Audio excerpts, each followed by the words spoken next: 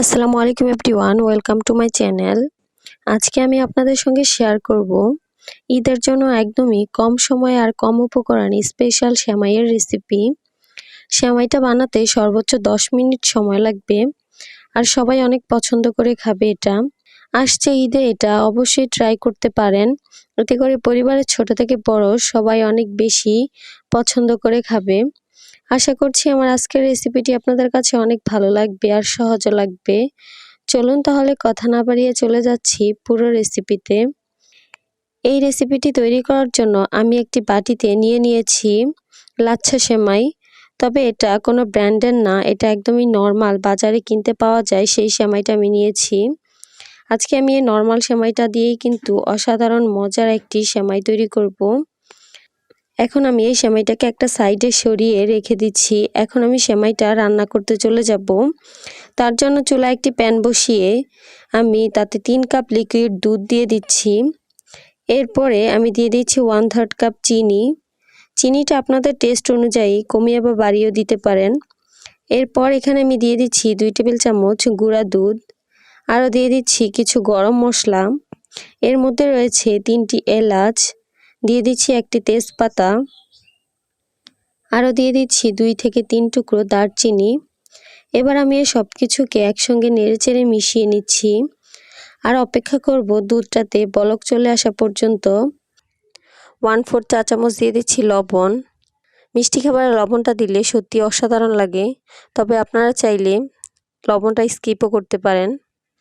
এই দুধটাতে 2 থেকে 3 বার বলক চলে আসলেই কিন্তু হয়ে যাবে। এর থেকে বেশি জ্বালিয়ে ঘন করার কোনো দরকার নেই। চুলার মিডিয়াম আছে আমি এটাকে জাল করব নেড়েচেড়ে। দেখতে পাচ্ছেন এখানে দুধটাতে বলক চলে এসেছে।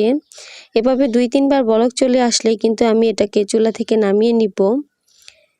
আমি সেমাইটায় দুধের শিরার মধ্যে সরাসরি চুলায় দিব না, আমি দুধের শিরাটাকে নামিয়ে তারপর একটি মিক্সিং বোলে নিয়ে নিচ্ছি। যে কোনো বাটিতে সেমাইটা সেট করে নিতে পারেন। আমি যেটাতে সেট করব সেই বাটিটাতে এখন আমি এই দুধটা ঢেলে দিচ্ছি।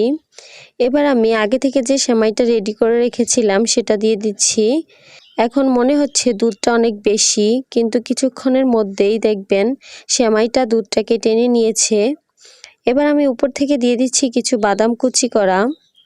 তবে এটা টোটালি অপশনাল, চাইলে বাদও দিতে পারেন। তবে দিলে খেতেও ভালো লাগবে আর দেখতেও সুন্দর লাগবে। এবার আমি উপর থেকে আরও দিয়ে দিচ্ছি কিছু কিশমিশ।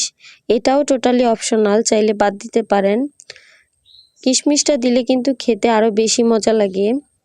আপনারা চাইলে এই সেমাইটাতে ফ্রেশ কোরানো নারিকেলটাও ব্যবহার করতে পারেন, তবে আমার হাতের কাছে ছিল না তাই আমি দিতে পারিনি। তবে হাতের কাছে না থাকলে না দিলেও চলবে, খেতে কিন্তু তাও অনেক বেশি ভালো লাগবে। দেখতেই পাচ্ছেন দুধটাকে সেমাইটা একদমই টেনে নিয়েছে আর এরকম খেতে কিন্তু বেশি ভালো লাগে। আপনারা চাইলে এই অবস্থায় খেতে পারেন, আবার চাইলে ফ্রিজের নর্মাল চেম্বারে 1 ঘন্টা রেখে ঠান্ডা করেও খেতে পারেন। এই সেমাইটা আমার মনে হয় এর থেকে সহজভাবে আর রান্না করা যায় না। একদমই সহজভাবে দেখানোর চেষ্টা করেছি। কম সময় আর কম উপকরণে যে কোনো সময় হুটহাট নাস্তার জন্য এই সেমাইটা তৈরি করে ফেলতে পারবেন। আশা করছি আমার আজকের রেসিপিটি আপনাদের কাছে অনেক ভালো লেগেছে আর সহজে লেগেছে। যদি ভালো লেগে থাকে অবশ্যই আমার চ্যানেলটি সাবস্ক্রাইব করবেন আর পাশে থাকা বেল বাটনটি ক্লিক করে রাখবেন আমার পরবর্তী ভিডিওর নোটিফিকেশন সবার আগে পাওয়ার জন্য। আজকে এ পর্যন্তই, সবাই অনেক বেশি ভালো থাকবেন। আল্লাহ হাফেজ।